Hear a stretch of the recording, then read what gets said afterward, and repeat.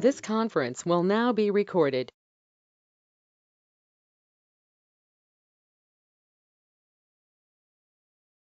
अद्य शनिवासर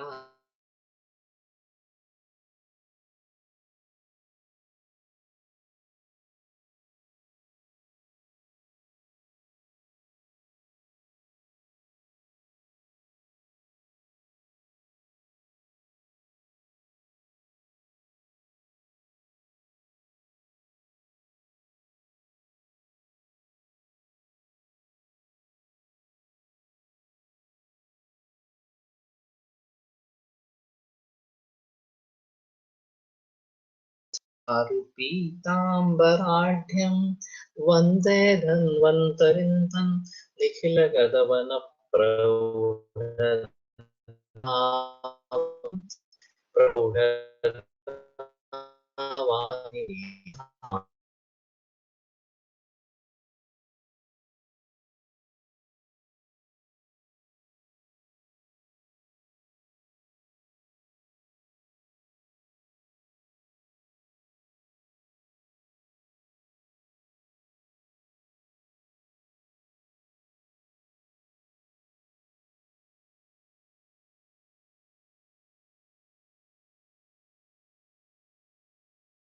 प्रयतामहे सरस्वत्यै नमो यस्याः प्रसादात् पुण्यकर्मभिः बुद्धिदर्पणसङ्क्रान्तं जगदध्यक्षमीक्षते आत्रेयं प्रथमं वन्दे आयुर्वेदजगद्गुरुम् आयुर्वेदामृतं सर्वं गृहीत्वा हि सुरेश्वरात् अग्निवेशादिकेभ्यो यत्प्रेच्छति सप्तमः प्रथमं तन्त्रकर्तारम् अग्निवेशं समाम्यहम्।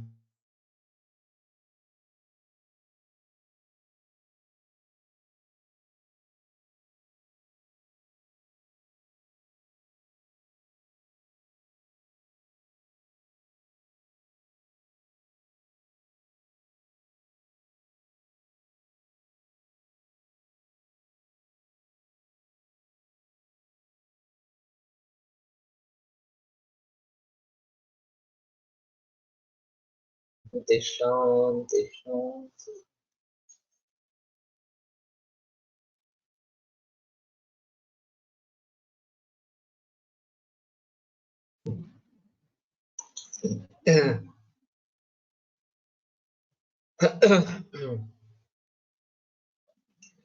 भैषच्चक्रीणितद्रव्यभागोऽपि एकादशो हि यः वणिग्भ्यो गृह्यते वैद्यैः रुद्रभागसञ्चय।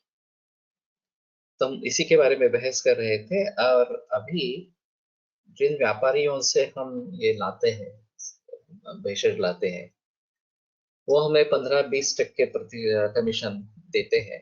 तो एक बात होनी है कि यहाँ रुद्रांश जो है, रुद्रभाग, वो 11% इतना ही बता गया है। तो शायद हम उनसे ये बात करें और 11% तक ही सीमित इस प्रकार से रखें। प्रगृह्यादिकं रुद्रांशं यो समीचीनम् औषधं नापयेत् लुब्धधीर्वैद्यः स स्यात् विश्वासघातकः। तो उससे ज्यादा अगर रुद्रांश लेता है और असमीचीन औषध देता है, जो अच्छा नहीं है, इस प्रकार का औषध देता है, लुब्धधि वैद्य, जिसका मन बुद्धि लोभी इस प्रकार की है, सस्यात् विश्वासघातकः, तो वो विश्वासघातक बताए।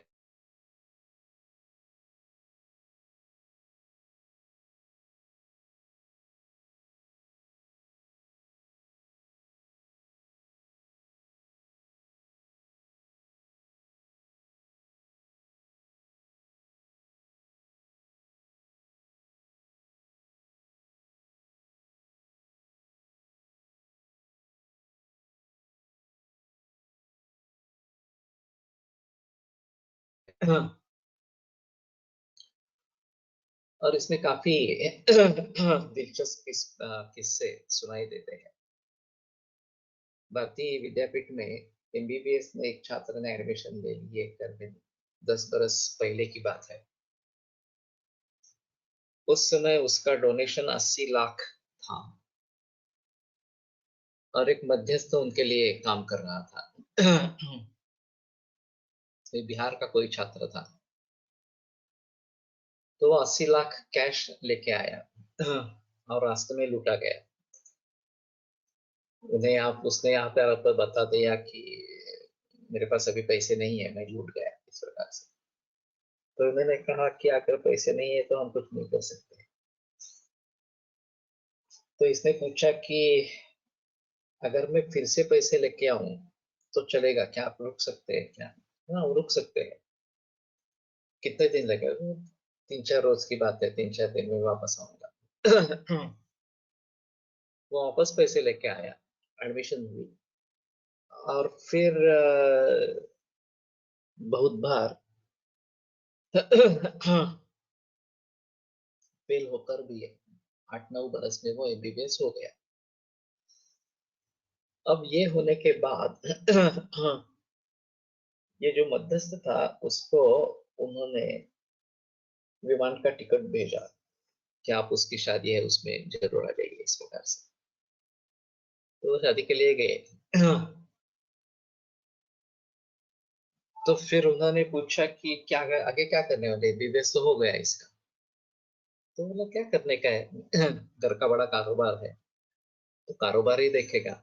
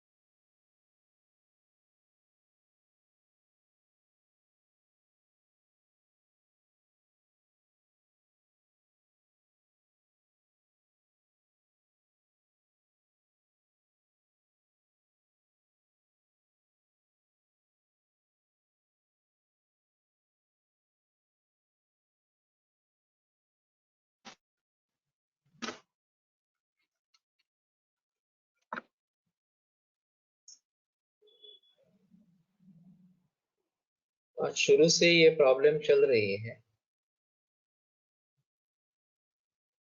तो मैं ऐसा करता हूँ, हॉटस्पॉट्स के जरिए करवाता हूँ, वो बेटर ऑप्शन है।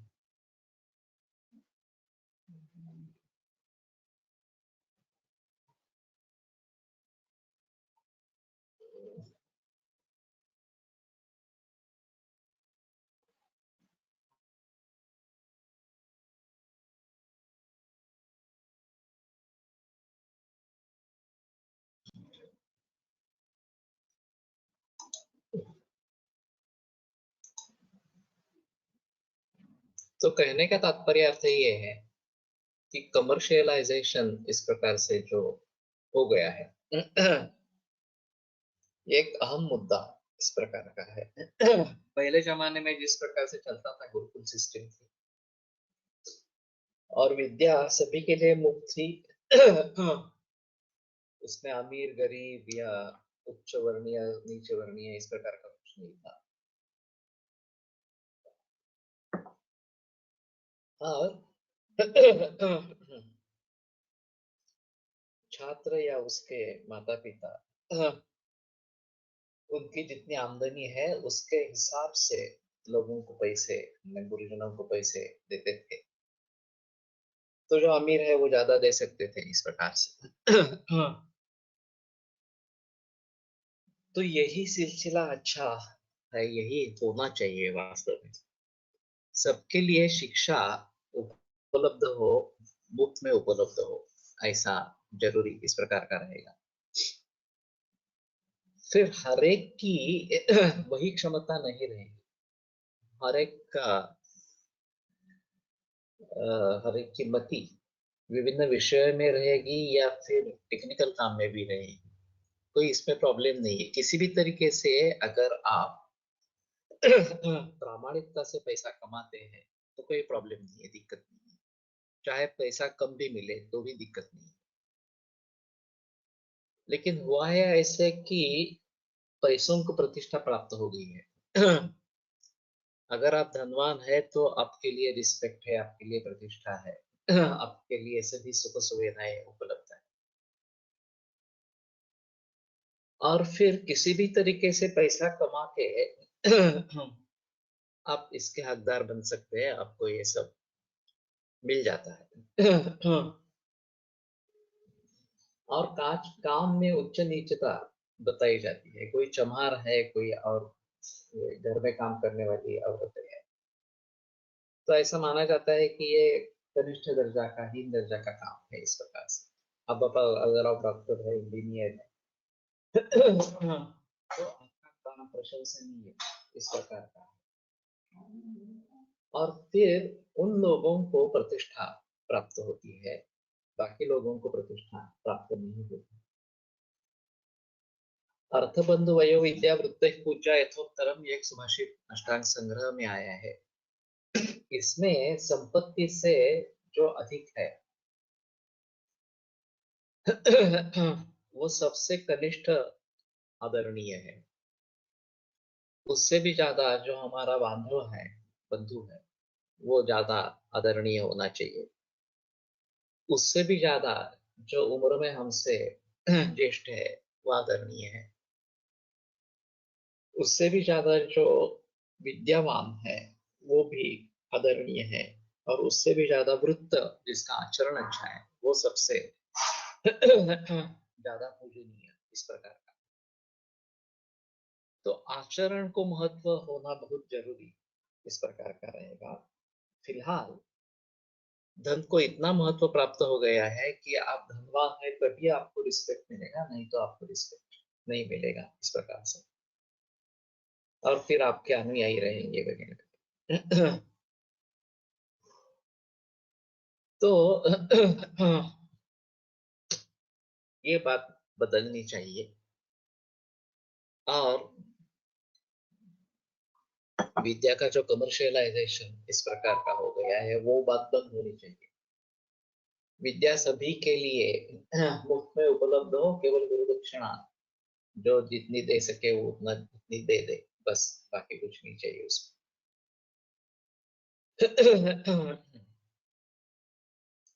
लेकिन ऐसा होता है कि विद्या इतनी आसानी से मिलती नहीं है। अमीर लोगों को ही मिल सकती है, बाकी लोगों को काफी मुश्किलें हो जाती है इस प्रकार से। और फिर राजकारणी लोगों को जातीयता का राजकारण तो चाहिए ही, तो उनको ये मुद्दा एक मिल जाता है इस प्रकार से। तो मूल रूप से सभी राष्ट्र के विषय में चिंता होनी जरूरी है, विचार विमर्श होना जरूरी है। और चाणक्य के अनुसार गुरु, अध्यापक जो है वही राष्ट्र को निर्माण करता है, क्योंकि छात्र सभी उसके हाथ में है। अब इनकी अध्यापकों की स्थिति दयनीय है। ये पुराने जमाने में राजाओं का कर्तव्य था कि वो देखे कि जो गुरुकुल चल रहे हैं उनके अध्यापकों को कुछ कमी महसूस न हो। अभी शायद इंडस्ट्री इसके लिए सपोर्ट कर सकती है, क्योंकि इंडस्ट्री को अच्छे लोग चाहिए। और अभी का जो एजुकेशन है वो केवल पुस्तकी एजुकेशन इस प्रकार का है, उसमें प्रैक्टिकल कुछ भी नहीं है। तो इंडस्ट्री को इन लोगों को प्रैक्टिकल सिखाना पड़ता है, तभी वो उसको एक्सेप्ट कर सकते हैं। दर्शन शंकर की एक अजीब बात है। जब वो बीएससी हुआ तो असंतुष्ट रहा कि ये केवल किताबी इस प्रकार की पढ़ाई है, प्रैक्टिकल नहीं है उसमें। तो जाकर वाइस चांसलर को मिला कि मुझे ये पसंद नहीं है और प्रैक्टिकल एजुकेशन होना चाहिए। तो वाइस चांसलर ने कहा तुम तो अभी अभी पास आउट हुए हो और तुम्हें क्या अनुभव है तुम्हारी क्या सोच है। तो मैं कुछ तुम्हें एंटरटेन नहीं करना चाहता, आप निकल जाओ। तो वहां से निकल कर राज्यपाल के यहाँ गया सीधा और राज्यपाल की भेंट की और उनको भी ये बताया।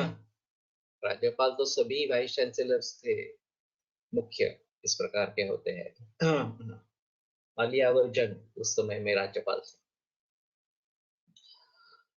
तो उन्होंने सुन तो लिया और बताया कि ठीक है, लेकिन सिर्फ इस प्रकार से निंदा करने से कुछ नहीं होगा।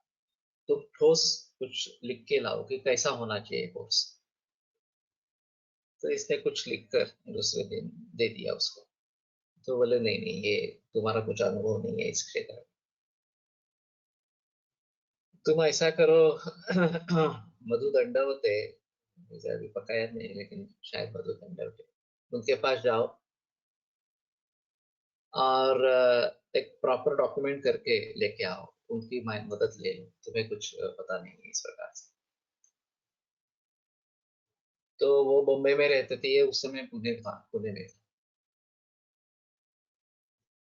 तो वो पुणे में उनका कुछ लेक्चर हुआ, वो लेक्चर सुनने के लिए वो गया।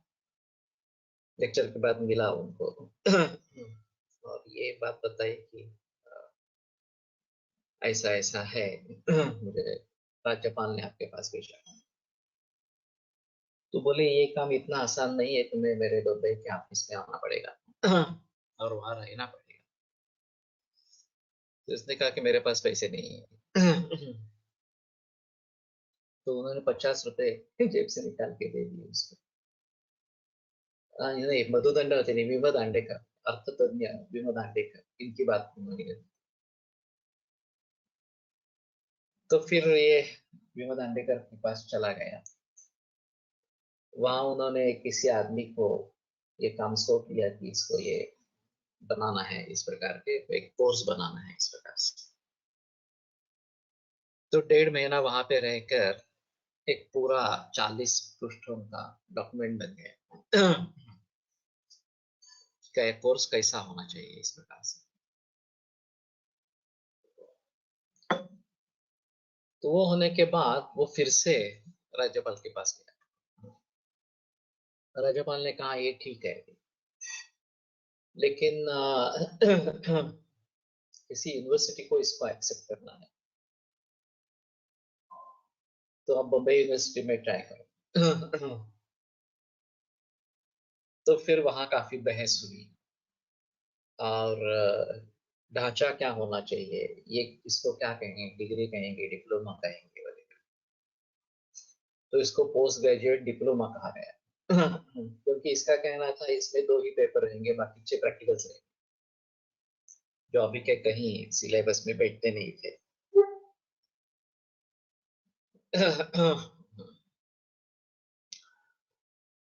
लेकिन फिर बहस हुई कि इसको चंदा कौन देगा, पैसा कैसा मिलेगा इसको, और बगैर पैसों के कोर्स तो नहीं चला सकते इस प्रकार से। तो ये बोल रहा था कि आप केवल इन प्रिंसिपल मान्यता दे दो।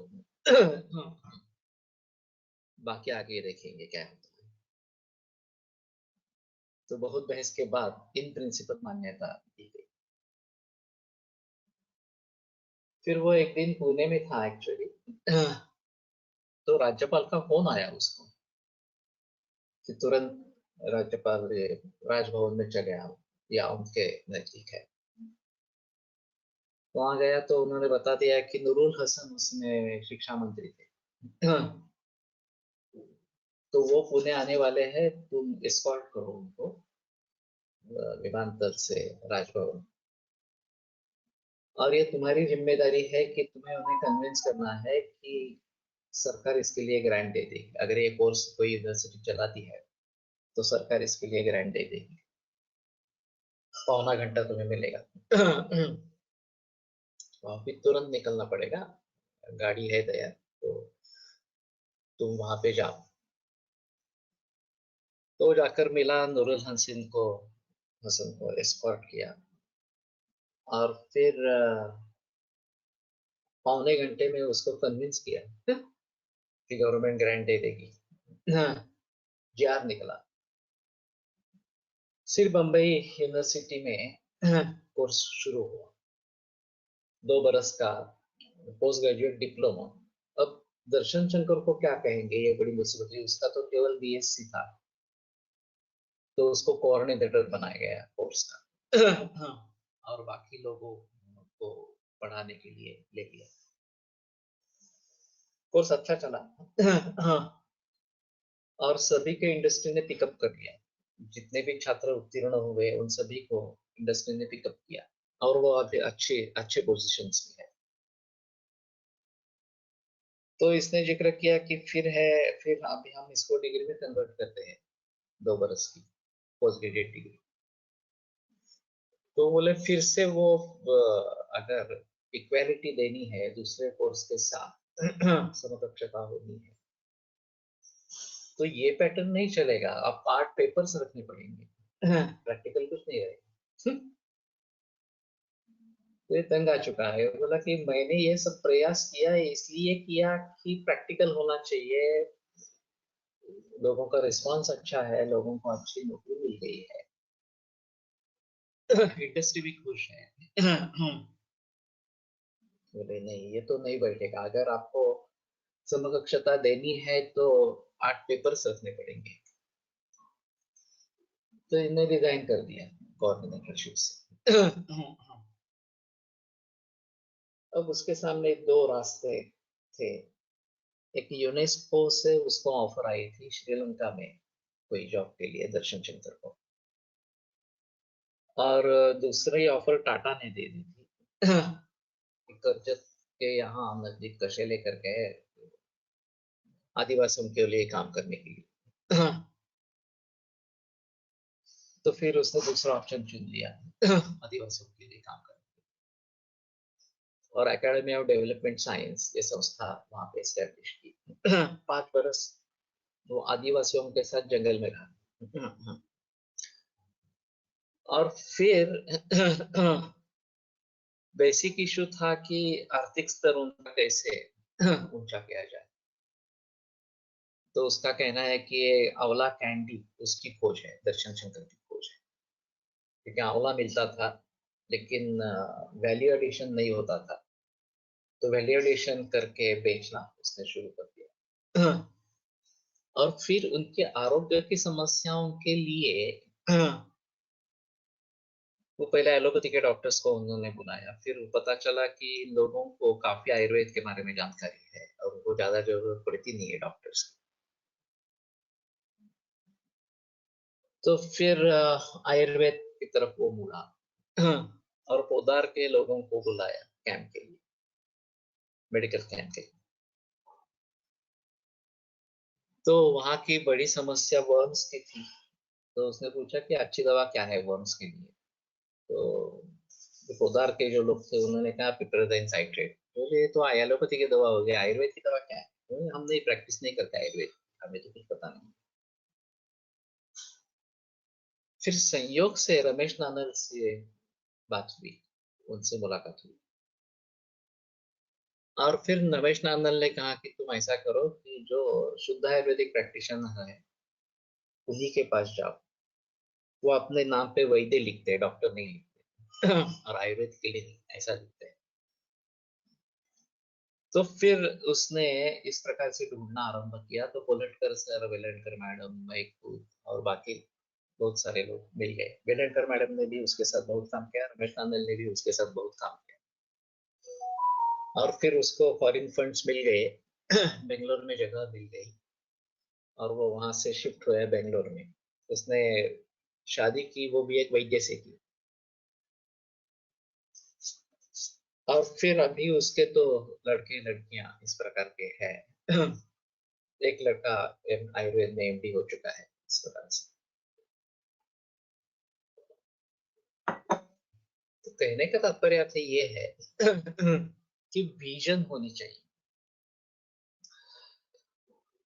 और फिर वहां भी ये FRLST, foundation for revitalisation of local health traditions, इसकी स्थापना की। फिर ये IAIM, institute of Ayurveda and integrative medicine, ये अस्पताल खुलवाया, उसको टाटा से ग्रांट मिली। मैं वहाँ कंसल्टिंग के लिए जाता था महीने में एक बार।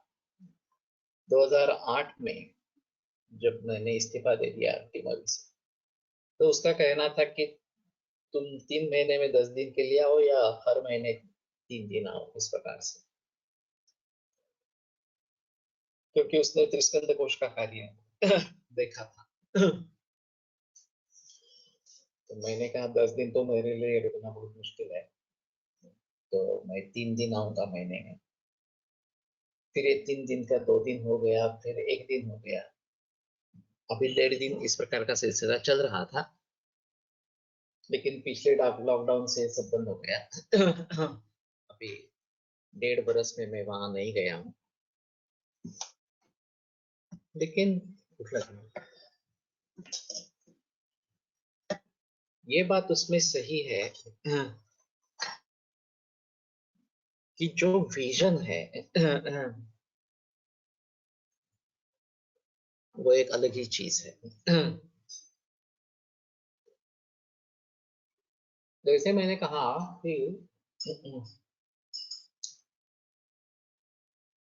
आयुर्वेद का प्रचार प्रसार इस प्रकार से अगर करना है देखो में और विधि है, तो एक नीति होनी चाहिए। और मेरे मन में उसके बारे में स्पष्टता है। जब तक हम एक्यूट कॉम्प्लिकेटेड केसेस हैंडल नहीं करेंगे,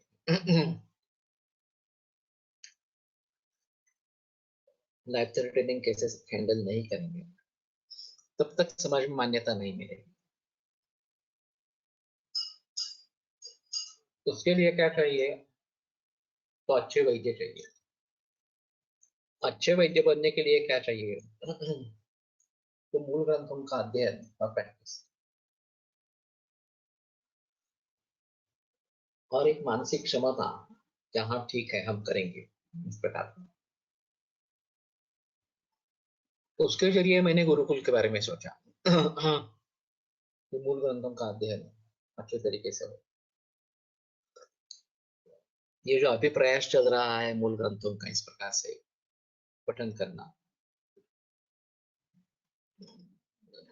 और फिर उसके बारे में विचार विमर्श, प्रैक्टिकल जो है वो बताते रहना, ये एक अच्छा तरीका इस प्रकार का है। जिससे अच्छे वैद्य बनेंगे। जब ये संख्या बढ़ेगी तो अपने आप समाज में परिवर्तन आएगा। लोगों को रिजल्ट चाहिए, किसी भी तरीके से आप उनको रिजल्ट देते हैं तो वो आपके पीछे दौड़ते हैं। अभी सिम्टोमेटिक रिलीफ का बोलबाला है। अगर आप सिम्टोमेटिक रिलीफ भी दे देंगे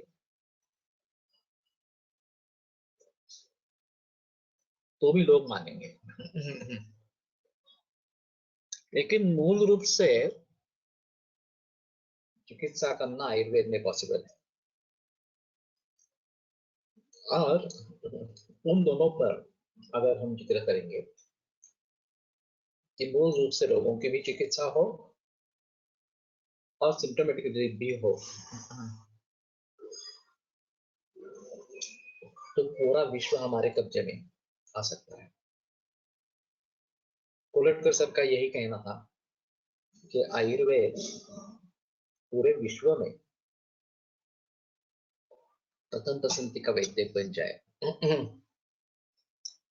और हम सभी उनके छात्र उनके उस सपने को साकार करने के लिए कटिबद्ध है। तो ये बात अगर होनी है तो मूल ग्रंथों का अध्ययन और उसके साथ प्रैक्टिस, ये दोनों चीजें चलती रहनी चाहिए। अब ये रुद्रांश और धन्वंतरी अंश, इसके आधार पर हमारा प्रैक्टिस का मकसद क्या है, ये एक बार देख लेना जरूरी है। मेडिकल प्रोफेशन एक नोबेल प्रोफेशन मानी जाती है, एक आदर्श इस प्रकार का व्यवसाय है। और वो किस लिए, कि इसमें पैसा है, इसमें प्रतिष्ठा है, मान सम्मान है, आदर है, समाधान है, सबसे आम मुद्दा।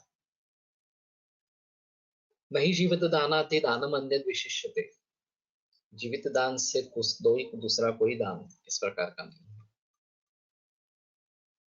तो इसलिए मेडिकल प्रोफेशन एक बहुत अच्छा प्रोफेशन इस प्रकार का माना जाता है, और बहुत सारे लोगों की, छात्रों की अपेक्षा रहती है कि वो उत्तम प्रैक्टिशनर बने इस प्रकार से। लेकिन जैसे ये कमर्शियलाइजेशन होना आरंभ होगा, जैसे पैसा ही सर्वस्व बन गया, वैसे इस प्रोफेशन की प्रतिष्ठा निकलती गई। और फिलहाल बहुत सारे छात्र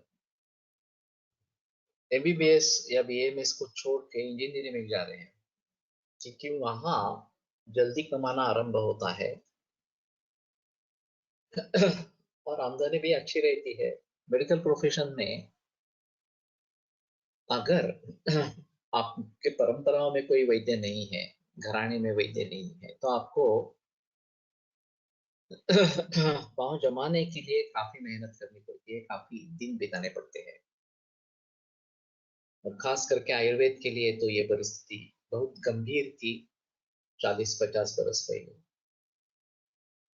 मैंने जब प्रैक्टिस करने का निर्णय लिया, आयुर्वेदिक प्रैक्टिस करने का निर्णय लिया, तो घर वाले भी मेरे खिलाफ थे।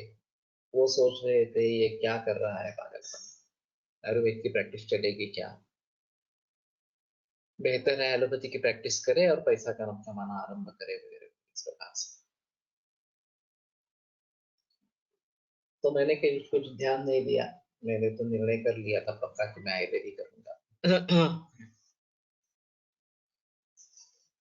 और काफी स्ट्रगल करना पड़ा, वो तो होता ही है इस प्रकार से।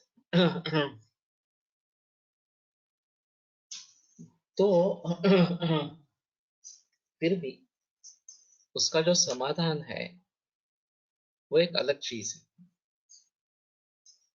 पैसा मिलना, ये पैसा आनुषंगिक फल होना चाहिए, तो डॉक्टर सर कहा करते थे कि हम अपना कर्तव्य निभा रहे हैं तो पैसा आता रहता है, उसमें कोई संदेह नहीं है। ये प्रोफेशन ही ऐसा है कि आपको पैसा मिल के ही रहेगा। आप प्रामाणिकता से सामने बैठे हुए मरीज को न्याय दे दें कि उसमें जो पॉसिबल है ज्यादा से ज्यादा वो उसको प्राप्त करने की कोशिश करें।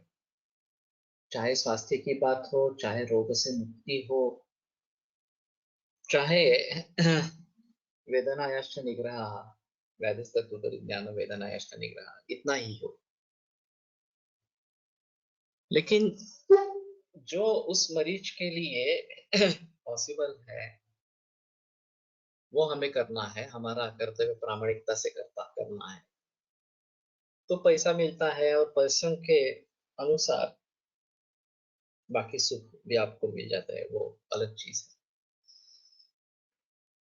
लेकिन संतोष तृप्त होना बहुत जरूरी इस प्रकार का है, इसमें लालच तो बढ़ती ही रहती है। तो हमारे सामने नारायण मूर्ति, सुधा मूर्ति जैसे आदर्श होने चाहिए कि बिल्कुल साथी इस प्रकार की जीवन शैली और ऊंची इस प्रकार की विचारसरणी। तो ये अगर होता रहेगा तो समाधान मिलेगा, नहीं तो हम असमाधानी इस प्रकार से रहेंगे। और रुग्णों को ठीक करना यही इतना बड़ा समाधान है कि उसके आगे बाकी कुछ चीजों का मोल इस प्रकार का नहीं है। तो अगर पैसे कमाने के लिए हम प्रैक्टिस करते हैं, अभी लोगों के सामने आदर्श क्या होते हैं कि अरे ये वैद्य है ना, ये बहुत अच्छा खासा कमाता है और इसलिए उसके पास जाएंगे। उसके जैसे पैसे कमाएंगे इस प्रकार से। तो ये विचार ही गलत है। वो अच्छा खासा कमाता है क्योंकि उसकी प्रैक्टिस अच्छी है, उसका निदान अच्छा है, चिकित्सा अच्छी है, इसलिए उसके पास जाना है, वो सीखना है। और प्रैक्टिस होगी तो पैसा अपने आप आएगा ही। Sound is okay.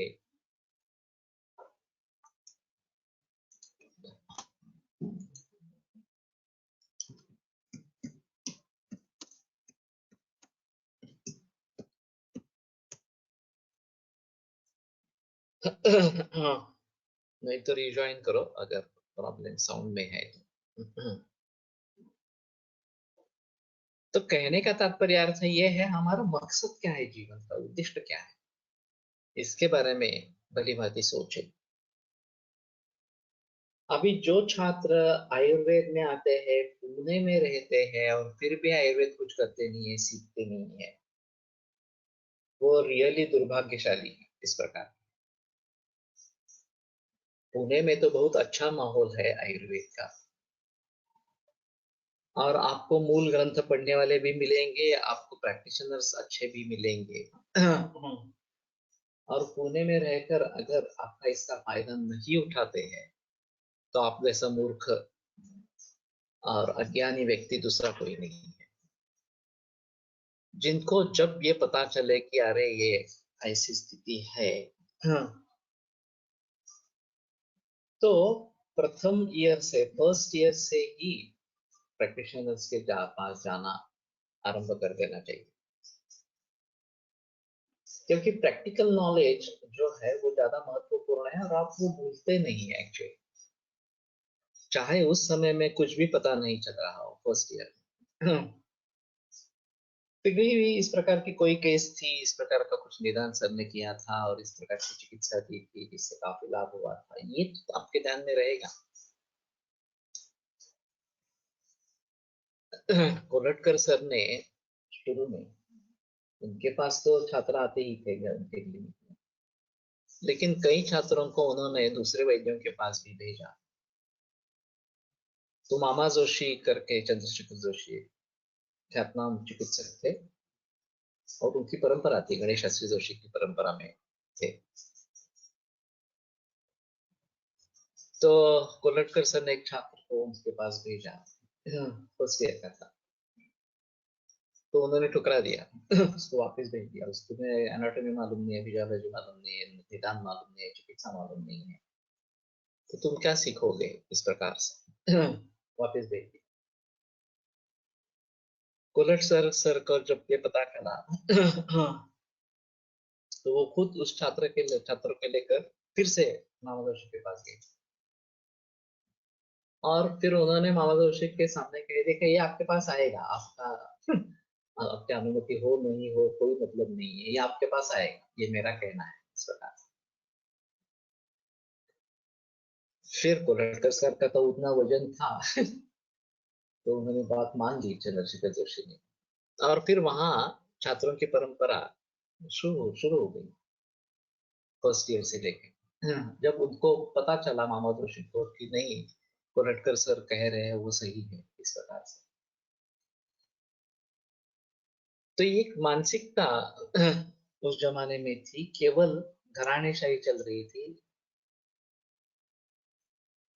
जिनके घरानों में आयुर्वेद है।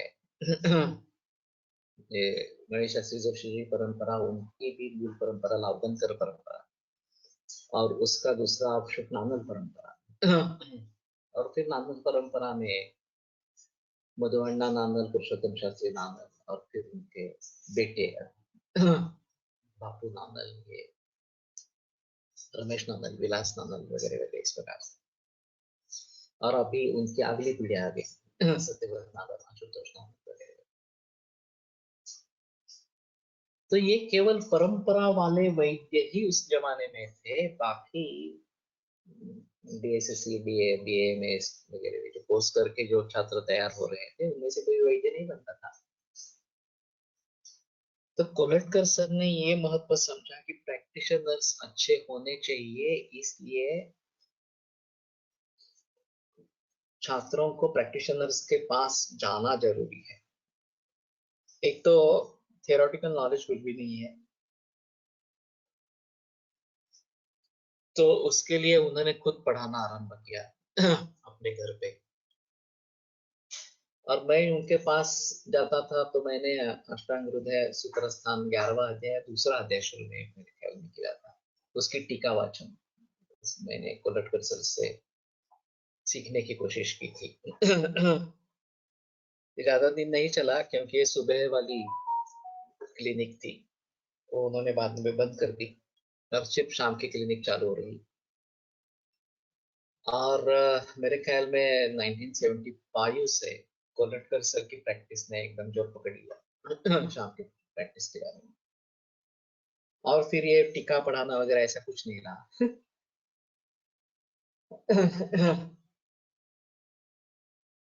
क्लिनिक में आओ, प्रैक्टिकल देखो, बस ऐसा ही रहा। और मैं संयोग से फणसलकर जी के यहाँ गया अशोक परांजपे के साथ, और कब मैं उनके यहाँ आकृष्ट हो गया और वहीं पे लग गया मुझे भी याद याद नहीं है। लेकिन उस समय फणसलकर की उम्र 75 थी। उन्होंने प्रैक्टिस काफी कम कर दी।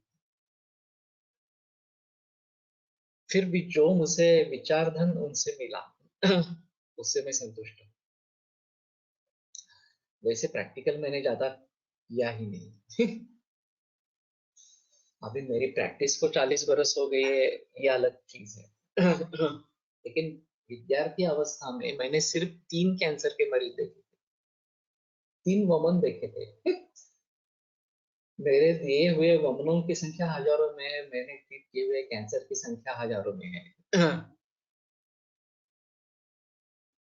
हाँ, जस्ट फॉर स्कंद कोश इज अवेलेबल नाउ, लक्षण कोश सध्या लगेच मिळतील, ऑनसेट हेतु कोश वगैरह एक्सेट्रा 30,000।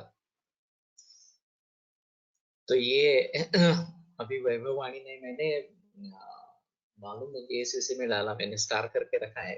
मैं जेएसवीसी, तुम भी शेयर करो जेएसवीसी जेएसएस में। तो ये अच्छी बात है कि त्रिस्कंद कोश पब्लिश हो रहा है फिर से, और ये 27,000 रुपए में मिलेगा तीनों तीनों का। हमने उस जमाने में 32,000 का along with diagnostic treatment software 24,000 में दिया, तो उसको भी अभी 13-14 बरस हो गए। 2008 में औषध कोश पब्लिश हुआ था। तो और 2004 में लक्षण कोश पब्लिश हुआ, 2002 में लक्षण कोश, 2004 में हेतु कोश। तो सभी वैद्य ये खरीदे। हमारे ग्रुप के जो है सभी वैद्य वो तो उसको खरीदे, उसमें कोई संदेह की बात नहीं है। और बाकी लोगों तक भी ये न्यूज पहुंचा दे कि ये त्रिस्कंद कोश अवेलेबल हो रहा है। मैंने काफी कोशिश की थी उसके अवेलेबिलिटी के लिए, लेकिन कुछ हो नहीं रहा था, तो मैंने वो छोड़ दिया। लेकिन फिलहाल अगर मिल रहा है तो वैद्यों का कर्तव्य है कि वो परचेस करे और उसका प्रयोग करना आरंभ करे। अभी प्रातिपदिक कोश के जरिए डिजिटल वर्जन बन जाएगी, और वो इलेक्ट्रॉनिक मीडिया में ही अवेलेबल होगा। और ये त्रिस्कंद कोश से काफी आगे है। तो उसका फायदा तो जरूर मिलने वाला है, उसमें कोई संदेह नहीं है। लेकिन फिर भी अभी त्रिस्कंद कोश को खरीदे और सभी लोगों तक ये जानकारी पहुंचाते रहे, क्या अच्छा इस प्रकार। तो मेरे कहने का तात्पर्य अर्थ ये है कि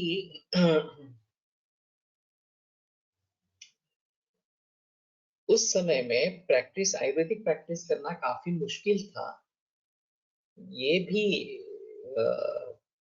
थियोरेटिकल नॉलेज के बारे में भी मुश्किलता थी और प्रैक्टिस के बारे में भी काफी मुश्किल था, क्योंकि प्रॅक्टिस करने वाले वैद्य बहुत ही कम थे.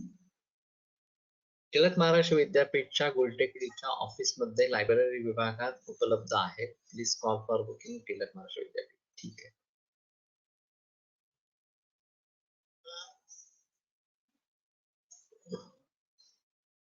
आयुक्त चिकित्सा CD not on Windows.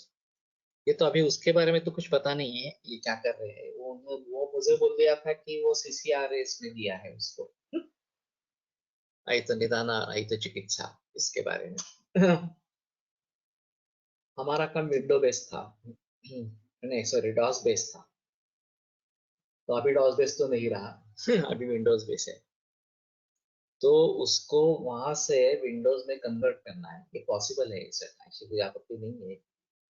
Windows base करना पॉसिबल नहीं है, लॉस है, विंडोज में कन्वर्जन पॉसिबल नहीं है, लेकिन इच्छा शक्ति होनी चाहिए. तो मालूम नहीं इस सभी के बारे में. तो वो तो केवल XP पर चलती थी, तो सीडी उन्होंने बनाई थी. विंडोज XP पर चलते थे. XP अभी तो आउटडेटेड हो गया. अभी तो विंडोज 10 या उससे आगे की वर्जन चल रहे हैं. मालूम नहीं अपडेट करेंगे नहीं करेंगे, लेकिन मेरे ख्याल में एक 2-3 वर्षों में प्रातिपदिक कोश का काम उपलब्ध होगा. वो तो मेरे हाथ में है. तो फिर ये नौबत नहीं रहेगी. और काफी अलग अलग तरीके से ये हम इसका प्रयोग कर सकेंगे. अभी जो MDSS मैं बता रहा हूँ कि Madhav decision support system diagnostic और ट्रीटमेंट सॉफ्टवेयर के लिए, या फिर ग्रंथों में से संदर्भ ढूंढ के आर्टिफिशियल इंटेलिजेंस लगा के नतीजे पाना, ये एक इसमें अहम मुद्दा इस प्रकार का है. तो टिळक महाराष्ट्र विद्यापीठ से ये खबर आई है कि फिर संतोष फिर से मिलने वाला है. ये भी अच्छी खबर है. आगे मालूम नहीं ये आयुक्त निदान आयुक्त उपचार के बारे में कुछ करेंगे नहीं करेंगे इस तरह से.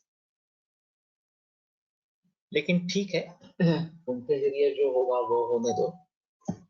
हमारी तो कोशिश उससे काफी काफी आगे की है, और ये तो होता रहेगा, मुझे इसमें संदेह इस प्रकार का नहीं. चिकित्सा बुकिंग में कालच केले आहे, लक्षण कोश लगेच मिळाले. Okay fine. उसमें ऐसा था, लक्षण कोश 500 छपे थे, हेतु कोश 250 छपे थे, और औषध कोश सिर्फ 100 छपे थे, क्योंकि उनका कहना था कि इसको परचेस करने वाले कौन रहेंगे वगैरह इस प्रकार से. तो इसलिए लक्षण कोश सभी बिके नहीं गए थे. और जब जब मैं जहां वहां था और मैंने लक्षण कोश बेचने की कोशिश की थी, तो ये बताते थे नहीं हमारे पास उपलब्ध नहीं. लाइब्रेरी वो मिल नहीं रहे हैं, इस प्रकार से बताते. तो ठीक है, अभी उसका भाग्य अच्छा हो गया. लक्षण कोश वो मिल गए, लाइब्रेरी में ही थे. और देना आरंभ कर दिया इसका इस प्रकार से. तो जिनको चाहिए वो तुरंत करे. हाँ, क्योंकि वो सीमित कॉपियां रहेगी लक्षण कोश की. वो छपवाएंगे फिर से अगर डिमांड आती है तो. लेकिन फिलहाल जो पहले बुकिंग करेगा उसको मिलता रहेगा, ये ज्यादा बेहतर है. और पूरे देश भर में लोग हैं. अभी मेरे पास उसका डाटाबेस नहीं रहा, तो थोड़ा ढूंढना पड़ेगा कि जो खरीदने के लिए तैयार थे लेकिन मिल नहीं रहे थे, और बार बार कोशिश करने के बाद भी कुछ नहीं हुआ, तो मैंने छोड़ दिया था कि बस अब में से कुछ नहीं होगा इस प्रकार से. तो ठीक है. तो कहने का तात्पर्य अर्थ ये है कि हम प्रैक्टिस क्यों करें. तो पैसा कमाने के लिए प्रतिष्ठानकडे आहे डाटाबेस नहीं है डाटाबेस टीएमवी के पास है। हमने वो भी कोशिश की थी कि डाटाबेस को खरीदे इस प्रकार से, लेकिन वो भी नहीं हुआ था। तो ठीक है, अभी जो बहस चल रही है वो चलने दो। मुझे कुछ अपेक्षाएं नहीं है, अभी अपेक्षा करना मैंने छोड़ दिया है। तो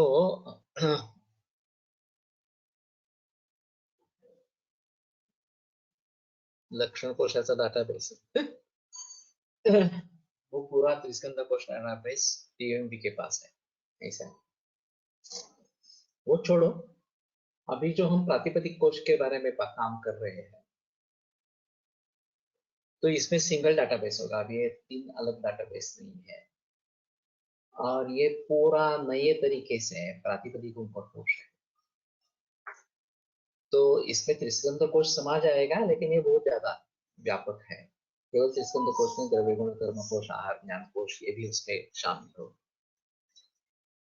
तो उससे बहुत बढ़िया काम मैं अभी कर रहा हूँ प्रातिपदिक कोश के लिए। तो और पूरे ग्रंथ ले रहे हैं, केवल ये बृहत्तरी नहीं ले रहे हैं, सभी ग्रंथ ले रहे हैं। तो ये काफी व्यापक काम होगा और पूरा अलग तरीके से होगा। त्रिस्कंद कोश से कोई संबंध इसका नहीं रहेगा, फिर भी त्रिस्कंद कोश उसमें समा जाएगा, व्यापक रूप से समा जाएगा। तो ये बेयरिंग ही अलग है। और मैं चाहता था कि कॉपीराइट का कहीं इशू न हो जाए, तो कॉपीराइट का इशू इसमें नहीं रहेगा, अलग तरीके से काम कर रहे हैं।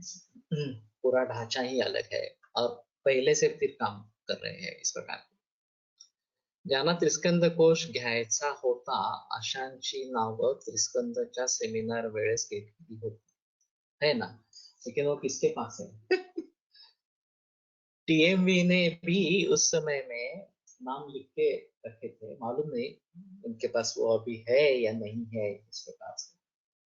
मेरे पास काफी पूछताछ हुई थी, लेकिन मुझे थोड़ा देखना पड़ेगा। मैंने मोबाइल में त्रिस्कंद इस प्रकार से कुछ स्टोर किया है, जो इस प्रकार से इच्छुक व्यक्ति थे उनके बारे में। अगर मुझे मिलता है तो मैं सभी भेज देता हूँ। ये मराठी में करा है अभी जो आया है, वो हिंदी अंग्रेजी में भी करना चाहिए, ताकि भारत भर के लोगों तक पहुंच जाए।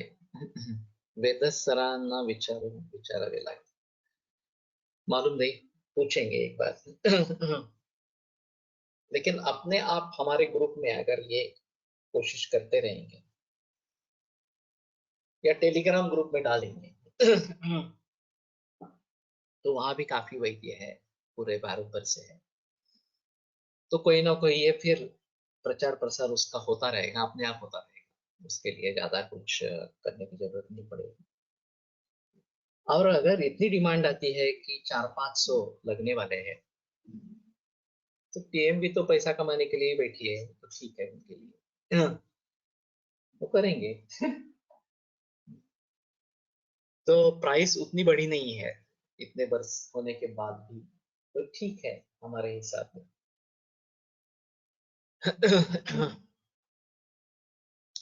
तो कहने का तात्पर्य अर्थ ये है कि इस तरीके से मैं ये बात कर रहा था, प्रैक्टिस की बात कर रहा था, और प्रैक्टिस के बारे में सोचना है। और सभी वैद्यों को प्रैक्टिस करनी ही है, चाहे आप कॉलेज में पढ़ाते हो, चाहे किसी आपस में काम कर रहे हो, चाहे किसी एडमिनिस्ट्रेटिव पोस्ट पे हो, फिर भी आपको प्रैक्टिस करनी ही है। जब तक आप प्रैक्टिस नहीं करेंगे तब तक वो विशालता आपको प्राप्त नहीं होगी। जो सोचने का तरीका है वो आपका बदलेगा नहीं। और ये प्रैक्टिकल साइंस है, बगैर प्रैक्टिस कुछ होगा नहीं इस प्रकार से। और इसलिए सभी को प्रैक्टिस करना जरूरी है, ये एक बात ध्यान में रखनी है। और फिर देखते हैं जितने वैद्यों की संख्या बढ़ेगी, अच्छे वैद्यों की संख्या बढ़ेगी, उतना समाज में परिवर्तन आएगा, और ये केवल भारत में नहीं, विश्व भर में आएगा। तो इसलिए मैं बताना चाहता था कि हमारा उद्दिष्ट क्या है, इस ये हम प्रैक्टिस करना चाहते हैं। वो व्यापक उद्दिष्ट होना जरूरी है, केवल पैसे कमाना, प्रतिष्ठा कमाना इतना ही हमारा उद्दिष्ट नहीं होना है। और दूसरी बात है, हमारा कुछ उत्तरदायित्व है कि हमारे ऊपर ये गुरुओं का ऋण है, गुरु ऋण बात कही जाती है, और जब तक ये चुकाएंगे नहीं, छात्रों को विद्यादान करेंगे नहीं, तब तक हमें इससे मुक्ति नहीं मिलेगी। तो ये गुरु ऋण है, ऐसा समझकर उसको आगे बढ़ाना है। ये दूसरी अहम चीज है। नहीं तो क्या, अभी बहुत सारे संतुष्ट वैद्य है कि बस इतने वर्ष प्रैक्टिस कर रहा हूँ, अच्छी प्रैक्टिस चल रही है, कार है, बंगला है, वगैरह वगैरह, इस प्रकार से आगे क्या करना है ये करते रहना है, बाकी कुछ नहीं। मेरा कुछ दायित्व नहीं है इसको आगे बढ़ाने के लिए, ये बात नहीं होनी चाहिए। एक तो मैं निरंतर विद्यार्थी रहना चाहता हूँ, सीखता रहना चाहता हूँ, और दूसरी जगह ये छात्रों तक रहना चाहता हूँ। तो मुझ जैसे अनेक छात्र बने, मुझ जैसे अनेक वैद्य बने, ये मेरी कोशिश होनी चाहिए, और तभी हम आयुर्वेद क्षेत्र को आगे लेकर जाएंगे। नहीं तो काफी मुश्किल इस प्रकार की बात रहेगी। धातुभिर्गन्धकाद्यश्च निर्द्रवैर्वर्धितो रसः शुश्रक्ष्णः कज्जला भूसौ कज्जली इत्यभिधीयते। तो धातु और गंधक वगैरह से जो निर्द्रव है, भारत का मर्दन करते हैं, सुश्लक्ष्ण और कज्जल जैसा बन जाता है, उसको कज्जली कहते हैं। तो ये एक सूत्र, सिर्फ एक सूत्र तो कम से कम पढ़ना है, इसलिए मैंने ये ले लिया।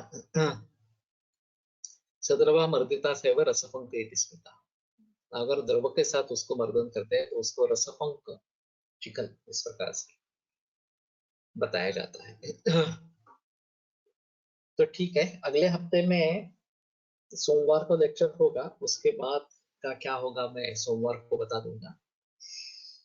मंगलवार को तो निश्चित रूप से नहीं है, बुधवार, गुरुवार, शुक्रवार करना है नहीं करना है मैं थोड़ा सोच के बता दूंगा। तो सोमवार को मिलेंगे। आयुर्वेद प्रकांडो निगदित इह हि शल्यतंत्र प्रधानः शिष्येभ्यः शाश्वतोऽयं निखिलजनकृपा व्याप्तचित्तेन येन आयुर्वेदस्य वाञ्छन् पुनरपि भुवने तां च सुष्ठु प्रतिष्ठां श्रेष्ठं धन्वन्तरिं तं प्रणमति च सदा वैद्यवर्गो हि नूनम् वैद्यवर्गो हि नूनम्।